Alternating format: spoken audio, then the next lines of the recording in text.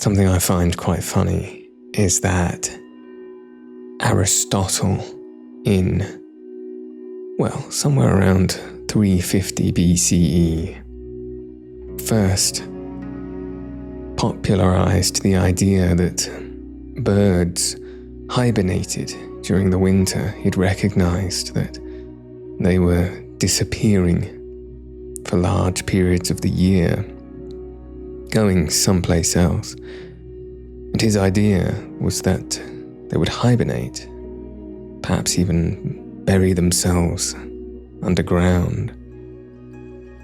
And although his relative contemporaries at the time, such as Pliny the Elder, only a few hundred years later, has writings of observations of birds migrating, as we know them to do now, this idea of Aristotle's stuck around for some time, almost until the beginning of the 20th century.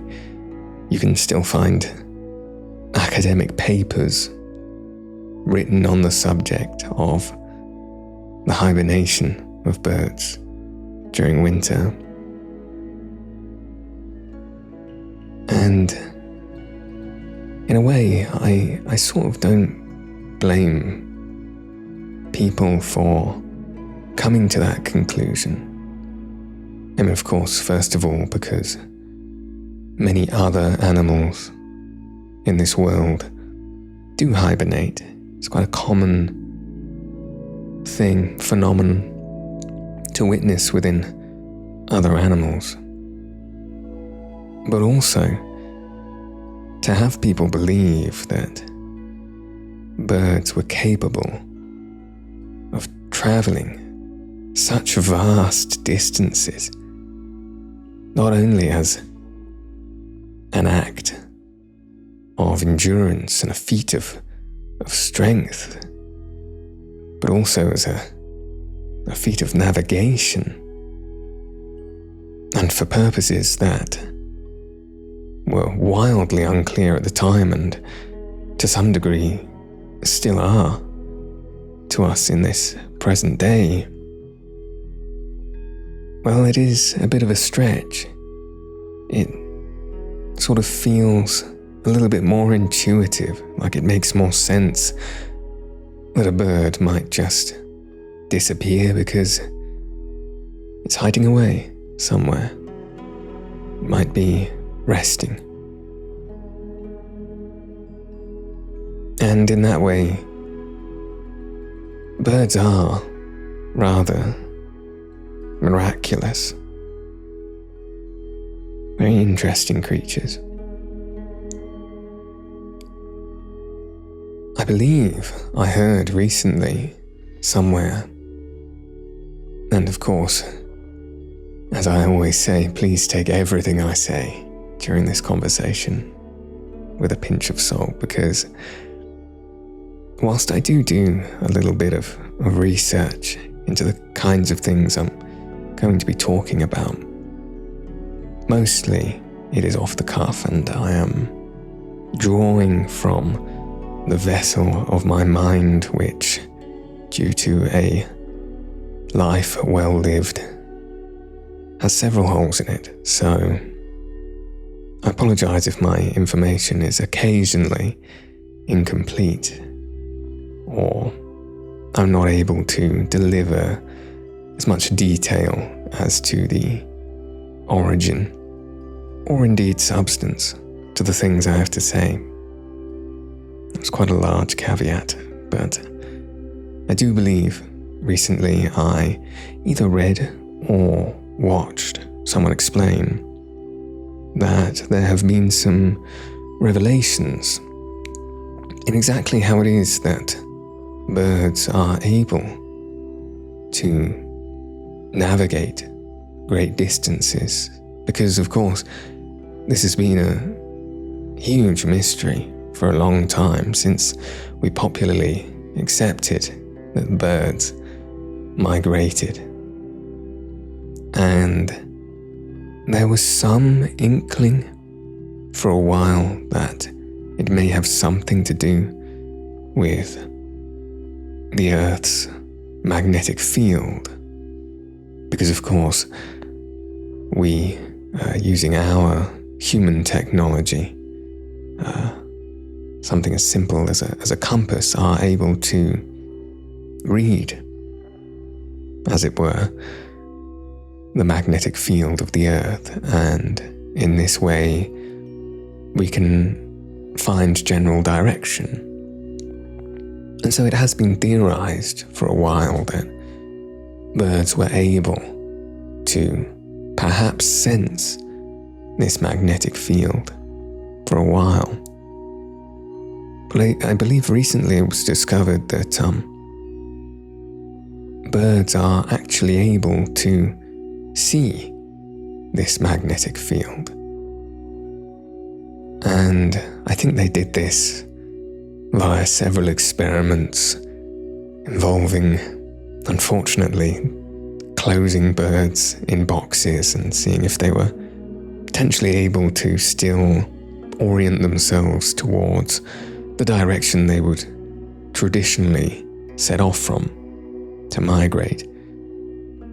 I think the idea of enclosing them was to assess what elements of their senses or known senses they were using to navigate. And it seems that they were unable to navigate when unable to see the sky. And that was the most important factor. And now, as I say, I'm not entirely sure on the full details, but I think certain other experiments, more biological experiments, then later verified that there was a particular element of a bird's eye, or at least these birds that they were studying in this experiment, that enabled them to see a particular hue in the sky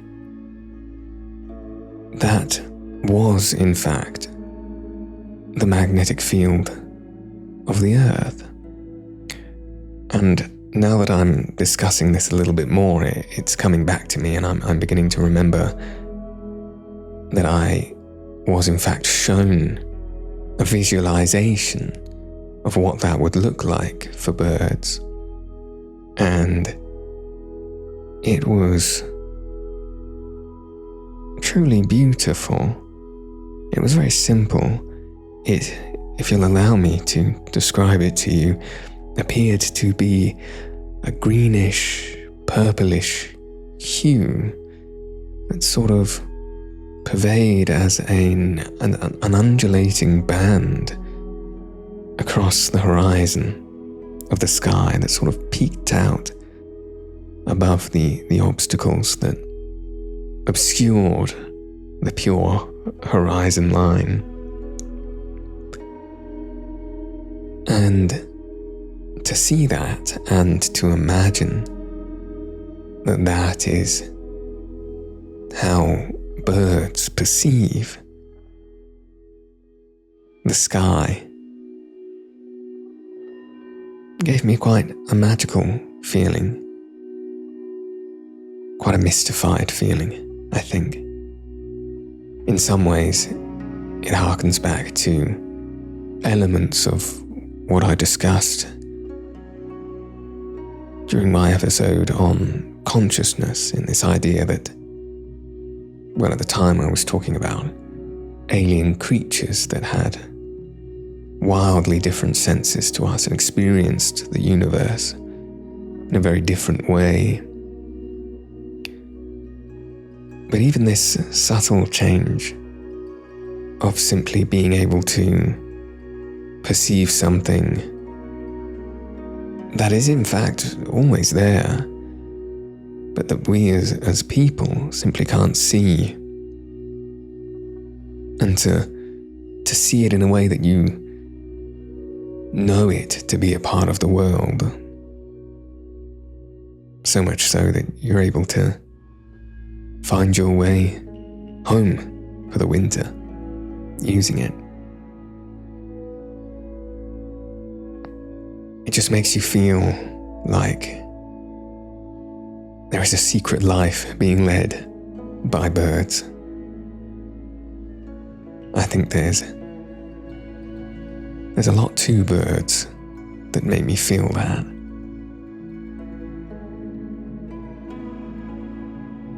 A particular bird that makes me feel that feeling.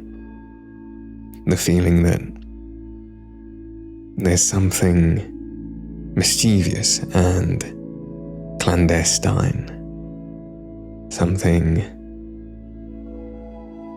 secretive about the way they live is the red-breasted robin. Now, here in England, where I live, and if you live in England, you'll know this as well, robins are quite popular. Not all too common. Perhaps they are. Honestly, I don't really know what the population numbers of robins are in the UK.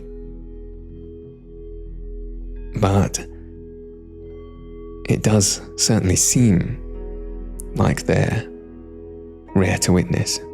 It always feels like a special moment when you happen to see one just flit its way out of a bush and land on a nearby branch.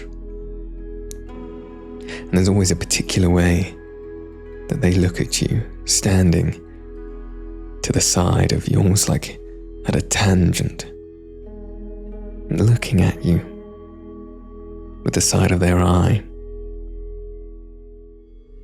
standing very still, almost like they're observing you. And whenever you try to make a little move or just begin to try and interact with that moment, perhaps just very slightly approach the robin, it's already gone. I always seem to have that, how would I call it? Not quite a battle with robins, but that social interaction, shall we call it. I'm often quite excited when I see a robin, and they're fairly friendly birds, as birds go. Or at least they seem to be.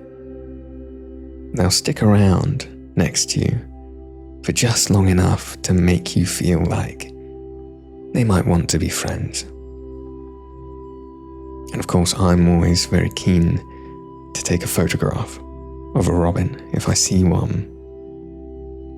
And it always seems to be, like I say, I go through these social motions of being very still, very calm, spending a few moments in its presence. And just when it seems like it might want to stick around and be with me for a little while, I'll reach for my phone to take a photograph. And as soon as I raise the lens to take it, sure enough, they will dart away. Suffices to say, I do not have very many photographs of robins to my name. And I suppose that is yet another reason that they feel so mystical, magical, almost mythical. I once heard a fact about robins, because they are so popular. I believe quite a large part of, not a large part, that's an exaggeration, but they have become a an element of British culture over time. You'll often see a robin on a British Christmas card. They are very much associated with the winter and that period of the year. And now this may be the case all over the world, I'm not sure. I don't know enough about Christmas in different places, but it certainly is the case in the UK. And they are commonly thought by most people to be friendly creatures. And the fact that I heard was apparently that this wasn't always the case. That in fact, robins were quite a lot more secretive and skittish and wary of people for a long time. But it was elements of literature. One that comes to mind that I've read on the podcast some time ago, some years ago now, is The Secret Garden by Frances Hodgson Burnett. A beautiful book all around. And within it, there is a particular robin that the gardener of the grounds where Mary lives, I've forgotten the name of this gardener, and that will frustrate me, but he has a particular robin friend, and there is quite an element of the plot where the gardener, the groundskeeper, shall we say, is explaining to Mary about how you can talk to the robin. The robin will listen, and that you must learn how to be its friend. And eventually that's something that Mary achieves. It's part of her progression as a character. But it certainly paints robins in this magical and mystical light. And supposedly there are examples of this across British literature that culturally infused the British people with a love and affection of robins. And in turn, over several generations, that affected the behaviour of robins themselves. And with many people learning to cherish the robin and treat them with reverence, they became this mythical creature that we pretended them to be. Now, I could not say whether that was in fact true or not, but I certainly like the story. If I had to choose, I would believe it were true. I certainly, to a degree, believe that the way we feel about something, someone, an entire species of bird, can change the way it behaves. You know, we see that in life in general. If you treat someone with reverence and kindness, over time, of course, and persistence, they will project that back towards you. It makes me wonder that if we all suddenly decided to treat, say, pigeons with the same reverence, whether they might be perceived, at least, as more, how do I put it, as creatures worthy of more reverence. I'm unsure. It's fun to think about, though. Something I've always wondered about pigeons, and it almost frustrates me that I didn't think to look into this before I began speaking to you, but I've always wondered how it is that they have become so vast and so many. I think it first occurred to me, I can even tell you the year it first occurred to me. It was 2018. Because in that year I travelled to America. In New York, I travelled to Japan. And I also travelled to India.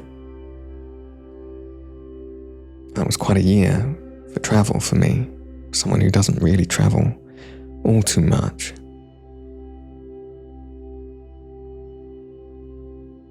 But in travelling to Japan, India, and America in such a short space of time,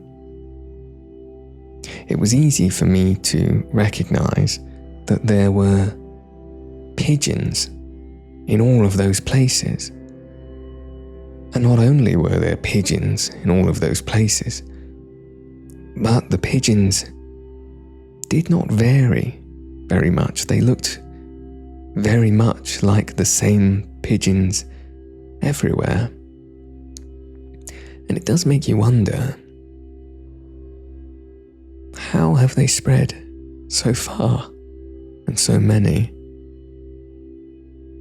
Of course, pigeons can fly great distances. So you may think me silly to question it in such a way. But it does seem with so many other animals that even if it were that they were capable of travelling great distances, they'd still have a home, a place that they'd prefer to be and stay. Of course, birds migrate, so perhaps their home exists over two places, but pigeons seem to live everywhere. Everywhere seems to be their home. No matter the climate. I experienced great humid heat in India. I experienced cold, rainy monsoons in Japan. And I experienced quite mild and pleasant weather in New York. And yet pigeons were very happy to be in all of those places. I think pigeons don't really get very much credit as a bird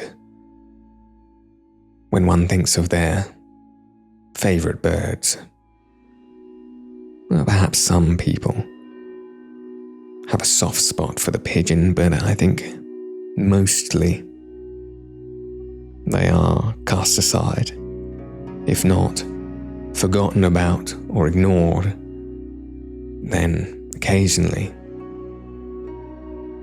directly ridiculed and disliked. Rats with wings, some people may say. But to give them their credit, they are robust creatures.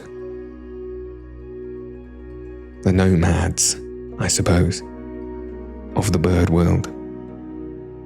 Though I don't know much about birds, so perhaps someone who's more of an expert might be keen to correct me on that.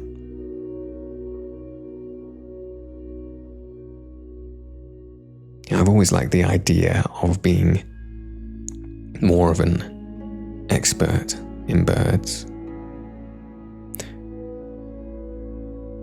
And actually, that's not quite true. I haven't always liked that idea. I don't think birds even began to resonate with my interests until I was far out of university, perhaps my late 20s, when they first started to intrigue me. I think it might have been after having witnessed my very first woodpecker. Now that was quite a mystifying, magical experience. Because I was in a bird-watching hide, and it was a very peaceful, calm environment, and I'd been there for perhaps some 20-25 minutes, just enjoying the scenery and not particularly expecting to see anything.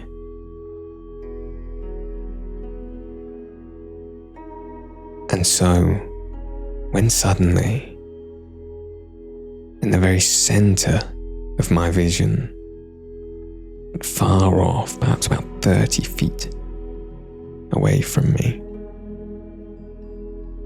but still extremely distinct,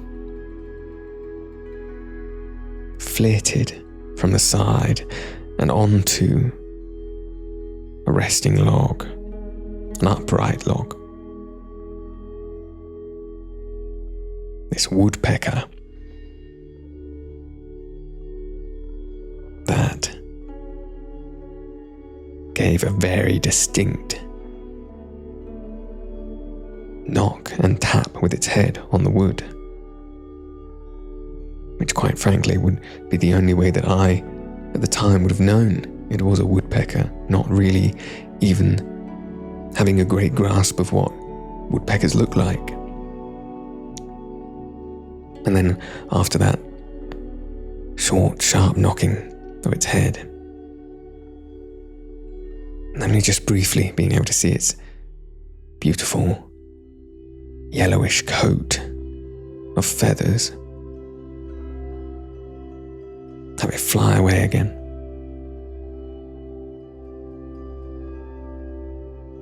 That felt quite magic.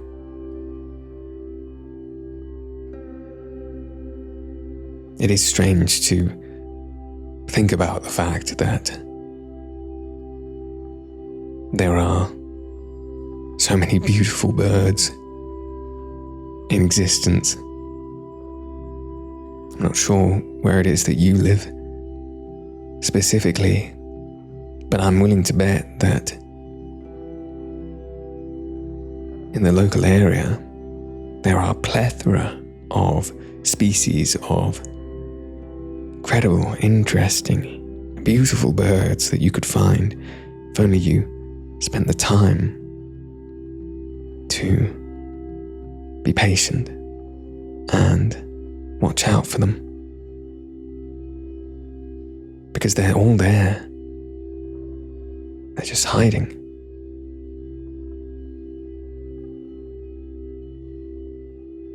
And after that woodpecker, that's when I got my reverence, my interest for birds. And not that I would now call myself so much a bird watcher. I certainly have friends who might describe themselves as that and know quite a lot more about birds than I do. Very good at identifying them, giving you plenty of interesting information about them. Though I do own a pair of binoculars, I'm happy to say. When my partner and I and my son go for walks in the local park, when we remember, we often relish to take our binoculars, just in case on that particular day we happen to see one of the jewels that the park has to offer. There's quite a few different birds that can be found in our local park. We are certainly very lucky to have a large park nearby with a lot of biodiversity. Of course, you have your pigeons, but there are 2 small lakes at this park, and there you'll find ducks, mallards, plenty of Canadian geese who have their goslings at the moment. That was wonderful to see, only this morning actually. Floating all together. Their little yellow, fluffy downs. We have moorhens. There are coots. There are even herons, which are a little bit elusive, but on more than one occasion now, we have happened to get in very nice, close proximity to some herons. They've been nesting at the moment over on Heron Island. Heron Island is one of 4 small islands that sit within the small lakes at our park, and that is not the official name, but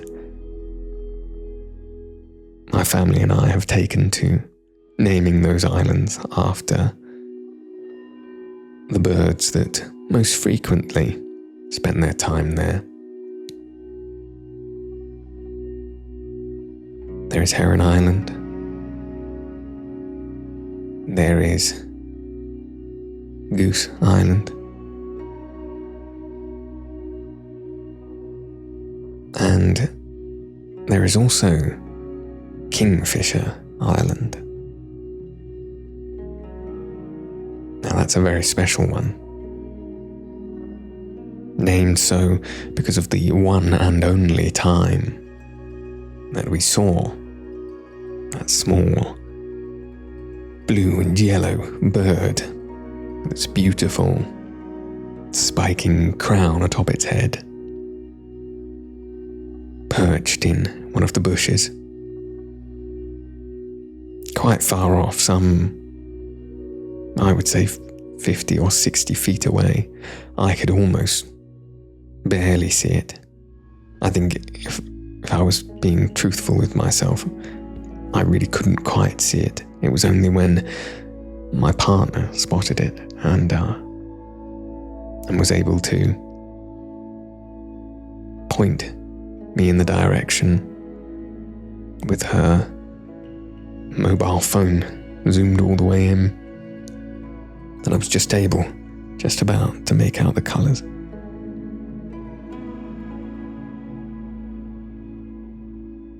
That was lovely.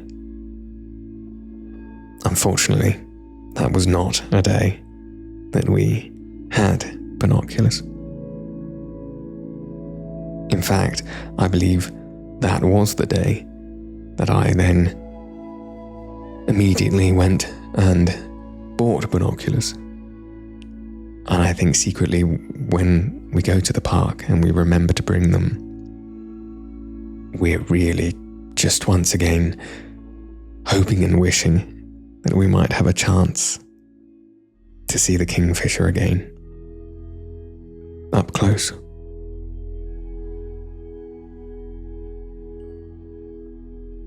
There's also owls in our local park, but I shouldn't imagine we'll have much chance of seeing them, as they are nocturnal. And the only reason that we know that they're there is because of these marvellous local photographers who stay up into the early hours of the morning to very carefully, very respectfully, mind you, take photographs of these owls. Again, so mystifying and awe-filling to think that these wonderful creatures are not too far from me as we speak. Just a few minutes walk. And yet, there's a good chance we will never meet.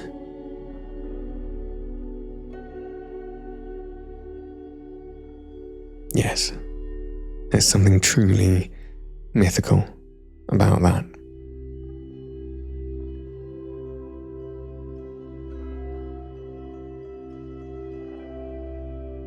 You know, it was birds that first helped Charles Darwin to begin to understand and formulate his theory of evolution. I believe they're popularly known as Darwin's finches. And if you're not familiar with the story, Darwin took part in some expeditions over to the Galapagos Islands. And the expeditions were concerning something else, but he was deciding to come along for his own research. And now I forget precisely what he initially went there for, and it may have been due to some theories around evolution already, I'm not sure. Needless to say, he noticed something curious whilst he was there. Now, the Galapagos Islands are several islands collected together, separated by short distances of ocean. And what he noticed going between the islands was that there were finches, birds that seemed very much of the same ilk. Only with one distinct difference between them. And that was that their beaks were all shaped quite differently. The rest of their bodies were almost identical, but some had longer, thinner beaks. Some had larger, fatter, shorter beaks. And this, he theorized, was due to the birds at one time having lived on the same island long ago, when the islands were once together. But as the islands separated due to tectonic plate shifting, continental shift, I believe they call it. Again, now that I'm beginning to discuss this a little more, I think, and again, please take this with a pinch of salt, but I think it might have been a geologist called Wagner at the time, who already had a theory about continental shift. And I think Darwin was perhaps attempting to verify this. Anyway, as the islands separated, and these two not similar, but exactly the same birds became split across the two islands. Over millennia, they had time to transform as their environments became very different from one another. And one came to rely on feeding more on one particular kind of food source, say large hard-shelled nuts, which they would need large, stout beaks for. And one became more reliant on eating insects, which they needed their thin, long, sharp beaks for. And so, he theorized the process of natural selection changed these birds over time. And with the advancement of this theory and the wide acceptance of it, bringing us up to the modern day, it's quite fascinating that we can use that theory to then discover that the birds themselves are actually living dinosaurs. The closest living relative to those prehistoric, late Jurassic creatures that used to roam the earth.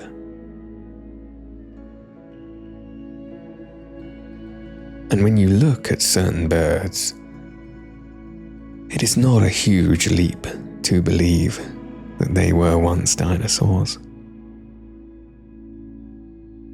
With their large clawed feet and protruding beaks, I think herons or even spoonbills definitely remind me greatly of dinosaurs. This vaguely brings to mind some sort of news article I read many, many years ago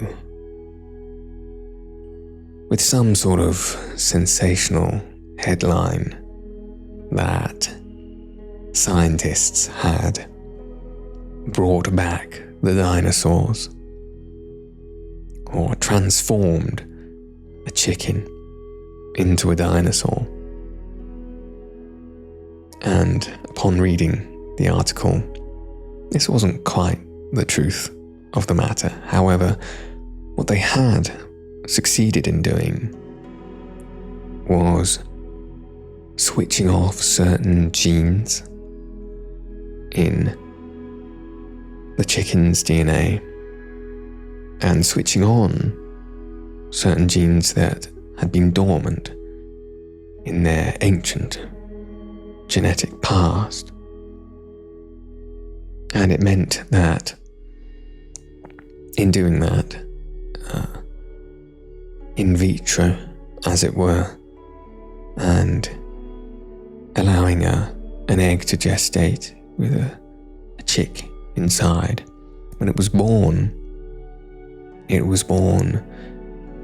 without feathers and with larger clawed feet and also with teeth.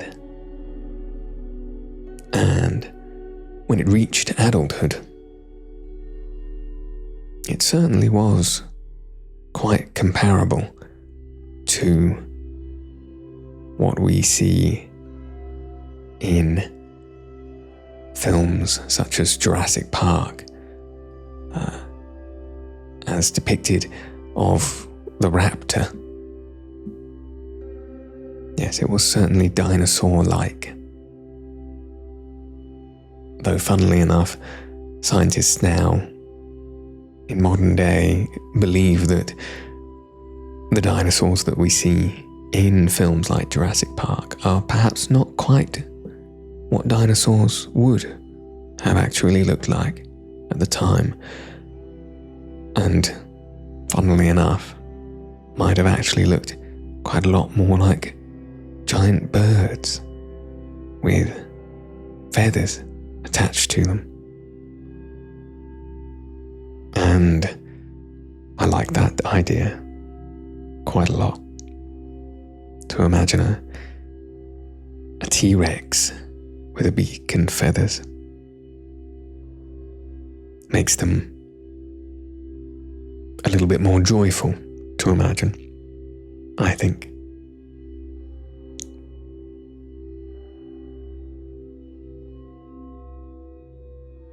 You know, I can't get over how curious birds really are. They are so dainty and flitting, and yet so sturdy enough to live in all varieties of environment and able to travel such huge distances, exerting so much effort. And they live with us in our world, hopping around in our gardens and pecking at the cobblestones of our streets. And yet in a moment, they can propel themselves into the air and launch into a dimension that we do not have the privilege to enter. Well, only with the aid of engines attached to metal boxes with wings. Imagine to be able to fly into the sky, to pick up your feet and not just move forward, but move upwards. Comparatively,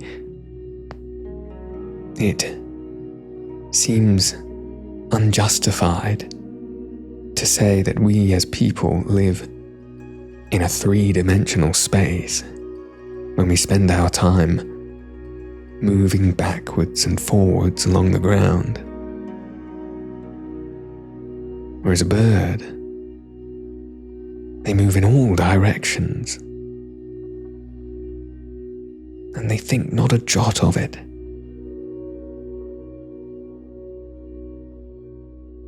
I imagine it feels quite freeing.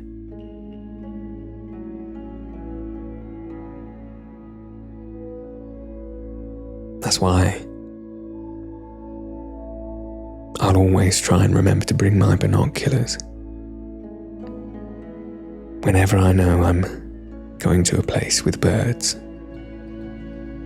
because I'll never, ever get tired of the magical feeling of peeking into their world.